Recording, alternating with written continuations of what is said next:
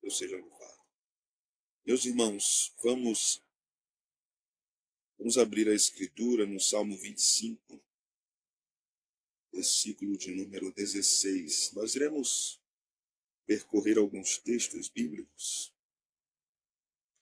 mas nós vamos começar por este salmo. Me proponho a falar para meus irmãos durante um período, não sei quanto tempo, não hoje, mas durante a abordagem do assunto. Vamos falar um pouco sobre solidão e sobre meditação cristã. Então nós vamos ler o Salmo 25, 16, inicialmente. Volta-te para mim e tem compaixão, porque estou sozinho e aflito. Amém. Vamos orar? Senhor, te louvamos por esta noite, esta grande oportunidade de juntos, como congregação local, igreja particular, buscarmos ao Senhor em oração, compartilhando nossas necessidades, ouvindo as necessidades dos irmãos, compartilhando lutas e alegrias e afunilando, aprofundando nossa comunhão em Cristo uns com os outros. Pedimos que o Senhor nos fale a partir da palavra deste assunto. E teus servos falaram tanto no passado e que muitas vezes, em muitos momentos, não observamos o que os nossos pais disseram, como eles refletiram sobre muitos assuntos da vida cristã, e muitas vezes achamos na prática que nós somos os primeiros a pensarmos ou observarmos determinadas coisas da vida ou situações. Dá-nos a humildade, Senhor, de olharmos para trás e aprendermos com os nossos irmãos, assim como eles aprenderam com a Escritura. É o que nós te oramos nesta noite, no nome de Cristo. Amém. Podem sentar, irmãos. Este é um tema, irmãos, não muito comum, né? Falarmos de solidão não é um tema muito comum, porque é sempre, é sempre mais necessário ou promove mais animação quando nós falamos de temas mais alegres, né? Como devemos vencer as situações. Mas este é um tema recorrente nas Escrituras. O Antigo Testamento nos mostra vários servos de Deus que viveram solidão. E o Novo Testamento também nos mostra isso, especialmente na pessoa do nosso Salvador e também do seu servo apóstolo Paulo. Então a Escritura nos fala muito sobre solidão. O termo solidão eu preciso delimitar aqui para entender que eu estou trabalhando, que irei trabalhar nesses momentos que teremos pensando sobre isso. É mais relacionado ao que muitos têm chamado hoje de solitude. A solidão era o termo usado pelos puritanos. Então, pense em solidão desta forma. Embora nesse primeiro momento eu vá tratar a solidão como um aspecto do sofrimento, realmente, do abandono e da aflição, como diz o Salmo 25, nós iremos expandir isso, iremos afunilar e pensar vagarosamente sobre esse tema, porque muitos servos de Deus têm vivido isso na história da igreja e acredito que os meus irmãos aqui também têm vivido, em alguma medida. A solidão precisa ser compreendida à luz das Escrituras. Um irmão do século XVII, um pastor reformado da Igreja Reformada Holandesa, chamado Wilhelmus Abrakel, brasileiro, abrasileirado, né? Guilherme Abrakel, escreveu muito sobre isso. Sua obra, A Razoabilidade do Serviço Cristão, ele trata profundamente sobre esse assunto. Infelizmente, essa obra não tem em português, só tem em inglês. Mas uma parte dessa obra foi traduzida para o português e foi traduzida com o título Solidão e Meditação. E é exatamente esse recorte que ele fez sobre esse assunto eu irei trabalhar com os meus irmãos. Então vamos lá. Meus irmãos, vivemos em uma geração hiperconectada. Nós sempre estamos conectados, sempre precisamos de mais informações. Quanto mais nossa geração é conectada, mais ela é profundamente solitária. Quanto mais ela sabe das coisas, mais ela conversa com pessoas de modo instantâneo. E o próprio termo é interessante, né, para a nossa reflexão. Conversas instantâneas, mensagens instantâneas, mensagens rápidas que são muito úteis, mas que podem promover muitos males na nossa alma. O desafio aqui não é nos movermos para espaço, vida espiritual, que não dialogue com o que está acontecendo no nosso tempo, com a nossa cultura. A proposta não é essa. Mas refletirmos profundamente o que é que a Bíblia tem a dizer sobre solidão, estarmos sozinhos. Então, no nosso meio, no nosso mundo, há vozes por todos os lados, mensagens constantes, interações imediatas. Não é incomum, por exemplo, na nossa própria comunidade, se eu mandar um áudio de mais de 1 minuto para uma ovelha, o irmão ou a irmã me ligar. O que aconteceu, pastor? Eu fiquei tão nervoso, nervosa, que eu nem quero ouvir. Essa é uma consequência do nosso tempo. As redes sociais, elas têm o poder de potencializar a ansiedade de modo brutal, enorme. E comigo já aconteceu muitas vezes isso. Uma série de mensagens me causar arrepios, misericórdia, o que é que me espera hoje? Então, a vida comum de um pastor é todos os dias, quando a gente acorda. Tem muitas mensagens, às vezes dezenas de mensagens, nos esperando, né? Ali. Algumas nos surpreendem, né? Assim, pastor, só estou mandando mensagem para dizer que estou orando por você. Mas a maioria trata de necessidades, pedidos de oração, sofrimentos, né? Coisas dessa natureza. Então, tudo isso faz parte da nossa vida, da nossa vivência, e não temos como impedir, deter tudo isso. Mas ainda assim, a nossa alma necessita experimentar de o que nós chamamos de silêncio. Nossa alma precisa de silêncio, porque o nosso exterior é perturbador e mais do que isso. Muitas vezes, o maior barulho não está do lado de fora, o maior barulho está dentro de nós. E nós não conseguimos entender qual é a função da solidão nesse movimento todo de angústias e aflições da nossa alma. Então, a solidão não é apenas a ausência de pessoas.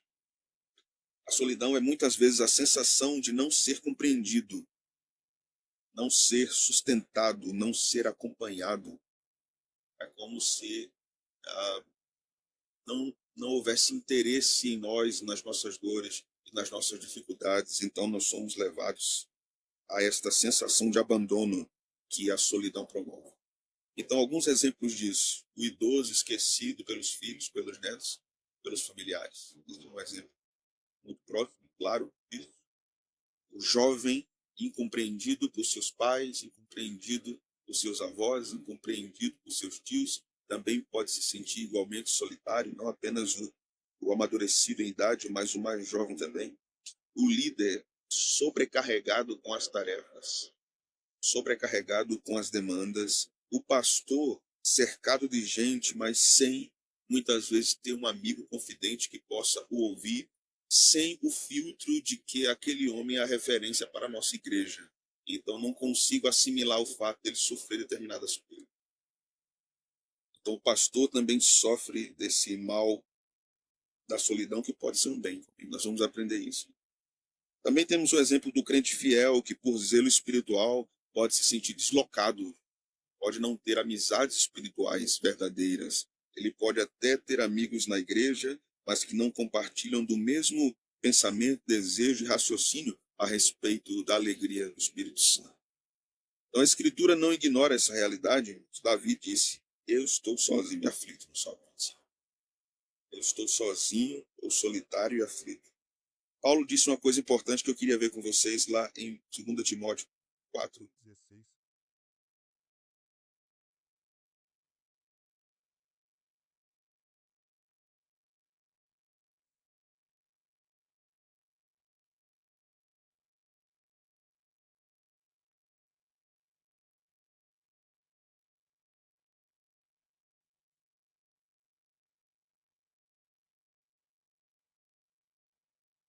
Ele diz o seguinte: na minha primeira defesa, ninguém foi a meu favor. Antes, todos me abandonaram, e isso não lhes seja posto em conta. apóstolo Paulo também viveu esse sabor amargo da solidão. O próprio Cristo viveu isso, experimentou uma vigília solitária enquanto os seus discípulos dormiam. O próprio Cristo vivenciou esse momento. Veja como isso vai aparecendo nas Escrituras e vai descortinando para nós como esse assunto não é incomum nas Escrituras e que Deus se preocupou em que esses textos estivessem nas Escrituras para que os seus servos fossem confortados por este ensinamento. Então, a pergunta não é se o cristão enfrentará a solidão, a pergunta é como interpretar espiritualmente a solidão. Como nós devemos lidar com isso? Então, este teólogo holandês nos mostra exatamente isso. Ele não reduz a vida cristã a fórmulas, a sentimentalismos instáveis. A visão desse teólogo, William Abrakel, ele nos mostra que cada aflição, cada variação interior, cada estado da alma deve ser analisado à luz de um caminho, à luz da nossa união com Cristo e à luz da providência soberana de Deus sobre nossas vidas. Porque quando nós nos concentramos excessivamente no fato de estarmos sozinhos, nós podemos verdadeiramente estarmos perdendo não companhias, mas a companhia do Senhor. Isso é importante. É importante pensarmos nisso. Então, Brakel diz que a solidão pode ser, para nós, um instrumento de disciplina amorosa da parte de Deus. Deus pode estar nos levando a um período de solidão propositalmente. Então, pode ser uma disciplina. Mas não apenas isso. Pode ser um meio de purificação das afeições. Deus pode estar nos desapegando de determinadas coisas para nos apegar mais a Ele. Terceiro, pode ser um chamado à oração. Deus pode nos conduzir a momentos de solidão, porque Ele está nos chamando a orar. Está nos impulsionando a orar. Há momentos na vida de um crente que parece-me que Deus quase nos força a nos ajoelharmos diante dele em oração. É como se Ele estivesse nos empurrando para baixo. Se ajoelhe e ore, me busque. Você precisa me buscar. Você não tem consciência disso, porque você desvia sua atenção do que é mais importante para as coisas menos importantes. Você precisa da minha presença. Pode ser também um convite à comunhão mais consciente com Deus. Por isso Deus nos dá a solidão de fato. Então aprendemos que devemos interpretar essa condição espiritual não apenas pelo que sentimos, mas o que é isso diante de Deus. Porque Deus tem esse propósito e tem esse caminho. Uma coisa que nós não consideramos quando vivenciamos esse sentimento pesado de solidão é que a providência pode ter nos guiado a isso. Nós geralmente culpamos outros. Meu filho não veio, minha mãe não veio, meu marido não veio, minha mulher não está. Ninguém me entende, ninguém me compreende, ninguém consegue de fato compreender o que está nos meus pensamentos e sempre transferimos isso para as outras pessoas ou mesmo nos culpamos. Talvez eu esteja assim porque eu sou assim, assim, assim, assim. Mas via de regra nós não deduzimos que o Senhor pode estar nos levando por essa vereda. Ele pode usar todos esses fatores para nos levar por esse caminho, mas Ele pode estar nos conduzindo a uma comunhão mais objetiva com Ele, no pacto da graça, por meio da solidão. Então, o que é que vamos pensar aqui de início, né? O que Deus está fazendo conosco quando Ele nos coloca em solidão? Ao contrário do que muito se diz, que Deus não quer ver você triste. Já ouviu isso? Eu já ouvi. Não fique assim, não. Deus não fica feliz se você está triste. Deus não quer você triste. Ele nos conduz à tristeza. Na verdade, a Escritura diz que o verdadeiro arrependimento também é composto de tristeza. Então, saúde espiritual também tem um componente chamado tristeza. Vamos aprender também como a solidão pode aprofundar e não destruir a nossa comunhão com Deus. Nós precisamos olhar com outra perspectiva para a solidão. E vamos entender também como distinguir entre abandono emocional e ausência real da presença divina. Então, a solidão pode, de fato, ser um grande deserto. Mas na administração da graça, na economia da graça, desertos são lugares onde Deus fala. Desertos são lugares onde Deus se encontra com o seu povo. Desertos para o povo de Deus, e olha que essa expressão metafórica nas escrituras a respeito do deserto se repete várias vezes. O deserto nunca foi sinônimo de abandono divino. Pelo contrário, é sinônimo de presença. Também a presença do diabo no deserto. Mas nunca abandono da parte de Deus. Então, olhando para o Salmo 25:16, Deus nos diz: olha para mim e tem piedade de mim, porque estou sozinho, estou solitário e aflito. Davi reconhece sua solidão, né? E este salmo é tão interessante porque ele nos mostra, no verso 14, o seguinte: a intimidade do Senhor é para os que o temem, os quais ele dará a conhecer a sua aliança. Veja que coisa, né? Aí chegamos no 17, que diz assim: alivia-me as tribulações do coração, tira-me das angústias. Mas qual era o estado de Davi? Solidão. E é no estado de solidão que ele diz: alivia-me as tribulações do coração. É no estado de solidão que ele diz: a intimidade do Senhor é para os que temem. Então, é neste deserto de solidão que ele vai encontrar essa intimidade. Ele vai encontrar esta presença consoladora e aliviadora de Deus. Então, perguntamos: será que não é o Senhor que está levando o crente a esse estado de solidão? Será que não é o Senhor amorosamente, graciosamente, que está nos levando a uma sensação de abandono total para nos dizer assim: eu estou aqui. Isso é o mais importante. Eu estou aqui, isso é o mais importante. Então, quando um crente experimenta isolamento, distanciamento dos amigos, incompreensão, silêncio ao redor, retirada de apoios, traições, Deus está permitindo.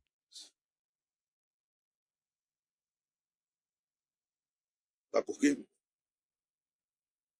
Porque o nosso coração sempre procura o apoio de criaturas. Ou não é assim? Sempre queremos o apoio de criaturas. Aquela frasezinha que pode não estar na nossa mente, mas está no nosso coração é: você concorda comigo? Às vezes a gente não fala, mas a gente pergunta mentalmente assim: você gosta de mim? Você vai ficar do meu lado sempre? Nós precisamos do apoio de criaturas. Então, Deus, em amor gracioso, profundo, remove esses suportes. Tira essas muletas. Nos deixa sem apoio nenhum. E nos ensina: eu sou a porção da sua alma. Eu sou quem te deixa de pé. Eu sou quem te faz caminhar. Então, a solidão não é desordem, é disciplina graciosa. Disciplina graciosa. Vamos ao Salmo 73, meus irmãos. Verso 25 e 26.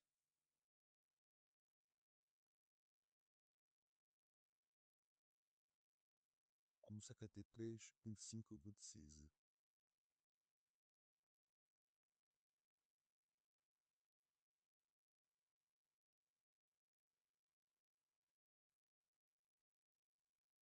O Salmo de Asaf. E mais tenho eu no céu?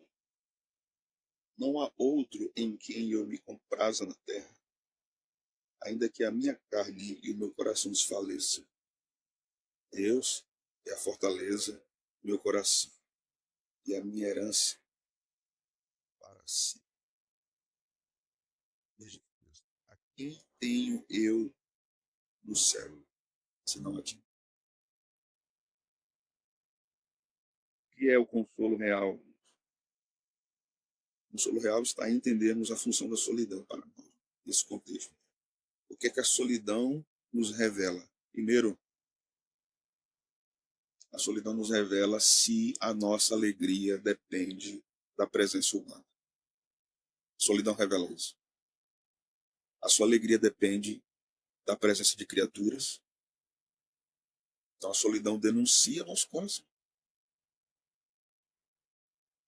Segundo, se nossa paz depende da aprovação das pessoas.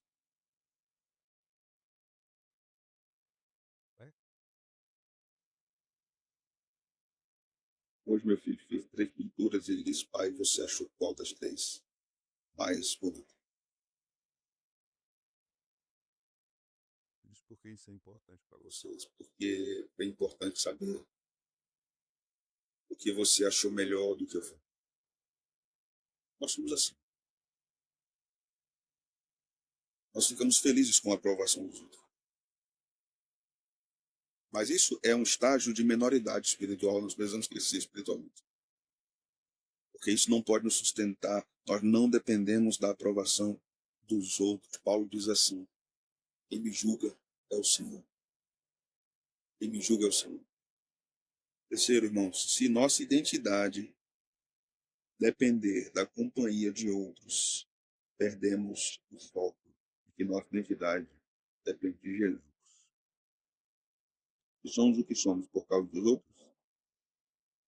Não estamos refletindo devidamente, conscientemente a imagem de Cristo. Então, quando essas vozes externas cessam, essa companhia cessa, o coração é exposto, a alma entra num processo de desespero absoluto. Eu estou sozinho, não tenho ninguém. Ninguém me entende, ninguém me escuta. Talvez, irmãos, a alma quer ser mais apoiada. Eu não tenho apoio, eu não tenho suporte, eu não tenho ajuda de ninguém. Então nós estamos buscando mais a criatura do que o Criador. É claro que Deus nos fez criaturas sociais, né? E na prática nós dependemos de pessoas. Mas aqui especificamente estamos falando desse processo interior chamado solidão. E quando condicionamos a nossa alegria a criaturas de Deus e não ao próprio Deus, nós não estamos identificando que Ele está nos levando a esse estado de solidão para ter o um encontro conosco ali. Deus nos levará a lugares muito escuros para que a sua luz brilhe com mais força aos nossos olhos.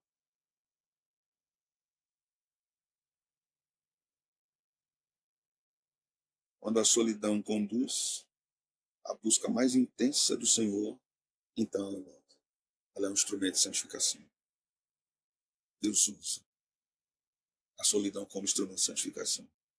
Como nós lemos, Paulo disse: na minha primeira defesa, ninguém foi a meu favor, mas o Senhor me assistiu. 2 Timóteo 4, 16, 17.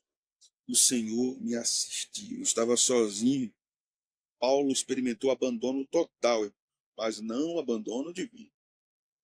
Abandono humano, divino nunca. Então, o que a gente aprende aqui? A gente aprende com Paulo sobre a realidade da união do crente com Cristo. Ele nos assistirá sempre. Ele também nos dará uma sensação mais profunda da sua presença. A gente precisa pensar mais sobre isso, irmãos, sobre a presença de Deus. Porque essa é uma teologia desenvolvida nas Escrituras, e principalmente quando pensamos nesse quesito da solidão. O crente pode se sentir só, sem estar só. Momentos em que nós nos sentimos sozinhos também em relação a Deus, né? Já sentiu isso? Não em relação às pessoas, mas em relação a Deus. Já viveu aquele momento que parece que Deus tira não a sua presença, porque a sua presença está em toda a criação, mas ele retira de nós a sensibilidade em relação à sua presença. E ele não faz isso para destruir a nossa fé, faz isso para fortalecer a nossa fé. Porque ele nos ensina com isso algo muito importante. Como assim? Ele retira de nós a sensibilidade do nosso coração em relação à sua presença. E como, fazendo isso, ele quer fortalecer a nossa fé? Porque ele, nisso, nos ensina a confiarmos nas promessas e não nas nossas emoções, não nas nossas sensações, nas promessas. Ou seja, você pode não sentir-me hoje, mas confie nas minhas promessas. E eu prometi, eu estarei com você todos os dias, até a consumação do século. Eu estarei com você, mesmo que você não sinta a minha presença. Então, quando Deus retira de nós a sensibilidade da sua presença, e ele forja em nós a fé, a confiança de que ele está lá, ele está nos conduzindo à maturidade, irmãos. Deus está nos mostrando o seguinte: ok, você terá muitas vezes o bálsamo, o banquete, o refrigério da minha presença. A presença de Deus sendo sentida sensitivamente é algo maravilhoso. Não sei se vocês já tiveram essa experiência. O céu desce, irmãos. A carne sente a presença dele. A mente, perturbada e confusa, parece que leva um banho e esfria da sua efervescência de aflição. A presença dele é maravilhosa e profunda. Ela nos abraça, ela nos conduz a um lugar celestial. É como se ele nos colocasse numa bolha celeste e dissesse: você está aqui comigo, nos meus braços agora. Isso é a presença de Deus que muitas vezes se manifesta a nós. Mas ele também tira isso de nós. E parece que a sensação é como se ele nos jogasse assim, um despenhadeiro, vai. Nos jogasse no meio do oceano e dissesse: nada agora, bate as mãos, bate os braços, bate os pés e nade agora. E você não sabe. E parece que você está sozinho, mas ele não está. Não está sozinho. Lembra que quando os discípulos estavam na tempestade, Jesus estava no monte, Jesus estava vendo todas as coisas. E estava intercedendo por eles também lá em cima e falando com o seu Pai. E no momento certo, o Senhor andou sobre as águas e salvou os seus discípulos da fúria da tempestade. Vamos ouvir outro texto agora, ler outro texto. Está em Mateus 26, verso 36. Eu gosto muito desse texto. Mateus 26, 36.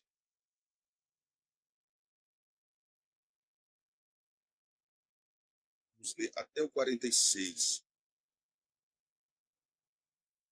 Em seguida, foi Jesus com eles a um lugar chamado Getsêmani e disse a seus discípulos: assentai-vos aqui enquanto eu vou ali orar. Então veja, intencionalmente ele queria ficar sozinho. Ele tinha a intenção de ficar sozinho. Deus continua. Levando consigo a Pedro e aos dois filhos de Zebedeu, começou a entristecer-se, angustiar-se. Então lhes disse: a minha alma está profundamente triste, até a morte. Ficai aqui e vigiai comigo. Adiantando-se um pouco, prostrou-se sobre o seu rosto, orando e dizendo: meu Pai, possível passe de mim este cálice. Todavia não seja como eu quero, e sim como tu queres. E voltando para os discípulos, achou-os dormindo, e disse a Pedro: então nem uma hora pudestes vós vigiar comigo? Vigiai e orai, para que não entreis em tentação. O espírito, na verdade, está pronto, mas a carne é fraca. Tornando a retirar-se, orou de novo, dizendo: meu Pai, se não é possível passar de mim esse cálice, sem que eu o beba, faça-se a tua vontade. E voltando, achou-os outra vez dormir, porque os seus olhos estavam pesados. Deixando-os novamente, foi orar pela terceira vez, repetindo as mesmas palavras. Então voltou para os discípulos e lhes disse: ainda dormis e repousais. Eis que é chegada a hora, o filho do homem está sendo entregue nas mãos de pecadores. Levantai-vos, vamos, eis que o traidor se aproxima.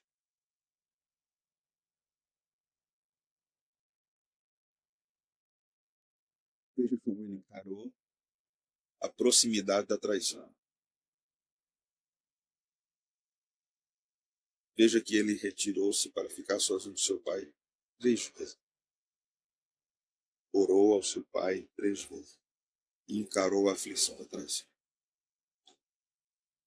Os discípulos dormiram, o auxílio humano falhou. Jesus só disse assim: vigiem comigo. Cadê os vigilantes? Os dormilantes estavam aqui com Jesus. Dormilantes. A angústia foi real no coração de Cristo. Ele entrou em solidão extrema para que o seu povo não fosse abandonado pelo seu pai.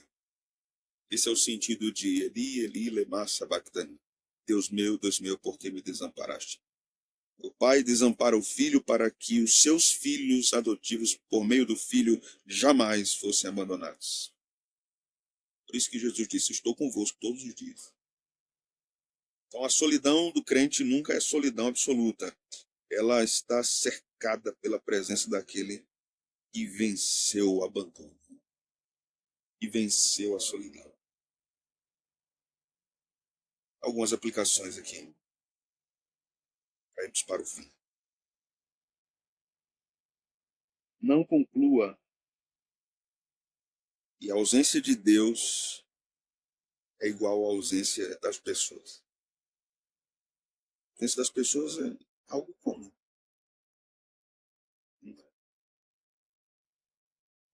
Elas somem. Elas somem. Do nada elas somem. Elas nos veem em uma situação difícil e delicada. Comumente, muitas delas não sabem o que dizer. Elas só podem dizer: eu lamento, sinto muito. Como podemos julgá-las? Fraquezas, limitações. Elas podem guardar o silêncio e apenas orar por nós silenciosamente, enquanto isso se traduz para nós como um abandono. Nós podemos procurar pessoas que julgamos sábias e quando contamos e abrimos o nosso coração, essas pessoas simplesmente cerram os lábios, não sabem o que. Podemos ser até julgados por elas. Eu acho que talvez o Luan esteja passando por isso, porque não está andando direito. Está no pecado secreto. Leve sua solidão ao Senhor, como Davi fez. Senhor, eu estou solitário, estou aflito. Segundo, irmãos, para quem tenta silenciar o silêncio, que muitas vezes nós podemos fazer isso, para quem tenta anestesiar o silêncio, nós buscamos distrações constantes. E essas distrações podem ser uma fuga do tratamento que Deus tem proposto para nós. Uma fuga. Deus quer que fiquemos sozinhos com Ele. Nós procuramos uma série para assistir, fazer uma maratona a madrugada toda.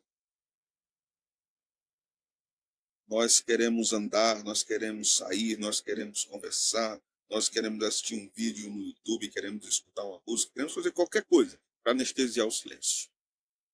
Quantas vezes eu já ouvi tantas pessoas dizer assim: não gosto de ficar sozinho, eu odeio ficar sozinho. Quando eu estou sozinho em casa, eu ligo a TV, pelo menos para ter a sensação que tem alguém falando perto de mim. Tem.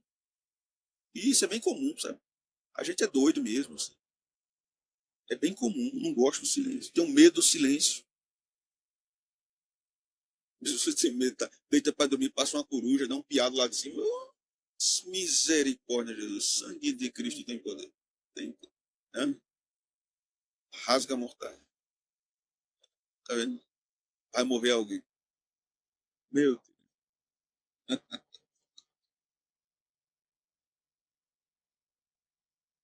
Quando a gente casou, a gente morava numa casa em Recife.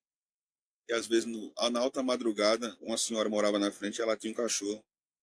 Ela era bem senhorinha, né? A voz dela era bem aguda. E às vezes eu estava de joelho orando, eu não sabia, assim como a gente foi morar lá, né? De joelho orando, de madrugada, aí eu escutei aquela voz. Bolinha. O nome do cachorro era Bolinha. Vem, Bolinha. Daqui a pouco ela fazia, vem. Eu disse, meu Deus do céu, que danada é isso aqui? Senhor, afasta de mim isso, Senhor. Tira esse mal daqui, mas a gente boa.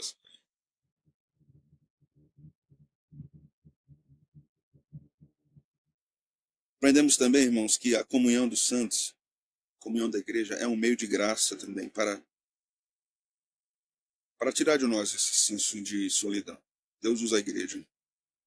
Deus usa a igreja como instrumento de consolo, lembrando que a comunidade é usada para aliviar a solidão dos que são sozinhos. A vida da igreja proporciona isso, deve proporcionar isso. Não soluciona, mas alivia. Então, o que eu posso dizer finalmente? Examine seu coração. Se hoje,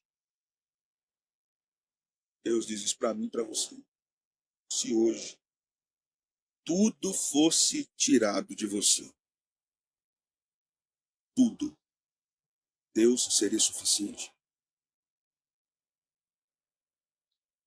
Deus tirasse seus parentes, seu pai, sua mãe, seus filhos, tudo, Deus seria suficiente para o seu coração. Difícil, né, essa pergunta? Então a solidão, irmãos, não deve ser interpretada como um acidente espiritual, mas como um instrumento de Deus. Instrumento pedagógico.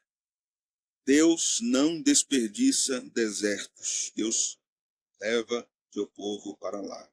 Ele transforma desertos em lugares de revelação da sua presença. Deus levou para o deserto, esteja consciente. Deus se revelará a você ali de uma forma única, única. Observe o que Deus fez com Moisés, observe o que Deus fez com Israel, observe o que Deus fez com Jó, observe o que Deus fez com Elias, observe o que Deus fez com Paulo quando ele foi para as regiões desérticas da Arábia. Observe que várias vezes nas Escrituras a Bíblia vai nos mostrar isso, de que Deus se revela, não de modo canônico aqui, né, mas ele se mostra, ele se manifesta de modo diferente do deserto. Nós precisamos disso. Então, quando os apoios humanos diminuem, a alma é chamada a redescobrir a suficiência divina. Quando tudo parece longe, estamos sozinhos. Então o Espírito Santo nos chama assim, redescubra a suficiência da presença de Deus na sua vida. Quando os sentimentos do nosso coração oscilam por causa da solidão, a fé é convidada a firmar-se nas promessas imutáveis de Deus, mesmo quando a presença de Deus não é percebida. Meus irmãos, quando toda a companhia humana falhar, a presença do Senhor sempre permanecerá. Sempre. A verdadeira questão, então, a questão mais importante, não é estarmos cercados de pessoas, mas se estamos conscientes da presença de Deus. O Senhor nos sustenta. É claro que ele usa alguns lenitivos para nós, como usou, por exemplo, para Paulo, como usou para Cristo. Deus enviou um anjo para consolar Cristo. Deus enviou vários irmãos, Onesíforo e tantos outros para visitar Paulo, que estava preso, sozinho. Às vezes a gente pensa assim, mas rapaz, as pessoas, elas só se interessam. Pelo que nós temos. Quanto você tem, você é estimado de determinada forma. Quanto você veste melhor, você é visto melhor. Você anda num carro melhor, você é tratado de um modo diferente. As pessoas nos dão um nível de importância pelo que temos. É a visão delas que é muito limitada. E o que nós podemos proporcionar. Se não é o que temos, em termos materiais, é o que nós podemos oferecer para elas. Quando nós não podemos, então, oferecer alguma coisa, nós perdemos o valor dessas pessoas. Então, não se surpreenda se pessoas lhe abandonarem. Não se surpreenda, elas são assim. Abandonaram Jesus. Quem é você para não ser abandonado? Quem sou eu para não ser abandonado? Abandonaram Jesus. Jesus ninguém deveria abandonar, irmãos. Ninguém deveria abandonar. Mas ele foi abandonado. A solidão, então, ela machuca, ela esmaga. Ela pode ser muito dolorosa, muito aguda. Mas a mesma solidão que vem a nós por causa do abandono dos homens se torna um solo fértil, onde cresce a comunhão mais profunda com o Salvador. A beleza do Salvador será melhor contemplada quando estivermos sozinhos, porque ele brilhará como suficiente. Eu não tenho outro bem além do Senhor. Não há nada mais belo do que o Senhor. Ele é a coisa mais perfeita, a pessoa mais perfeita que eu tenho na minha vida. Então, que ao passarmos os nossos desertos, possamos dizer como um salmista: ainda que meu coração desfaleça, Deus é a fortaleza do meu coração e a minha herança para sempre. Ainda que o meu coração desfaleça, Deus é a fortaleza do meu coração. Ou seja, o meu coração está destruído, mas Deus está ao redor do meu coração. Ele é a minha herança, minha riqueza para sempre. É tão interessante pensar sobre isso, que é quando os sofrimentos se tornam doces para nós. Devemos orar assim: Senhor, não permita que eu passe pelos sofrimentos sem te conhecer mais profundamente. A oração não é que ele não permita que a gente passe por sofrimentos. A oração é que se eu passar, Senhor, e eu passarei, que eu não saia tão raso quanto eu entrei. Eu seja verdadeiramente guiado pelo Senhor a conhecer mais o Senhor. Bem, vamos orar. Obrigado, Senhor, por esta ocasião. Obrigado pela palavra que nos ensina sobre este assunto tão sensível, profundo, consolador, desafiador.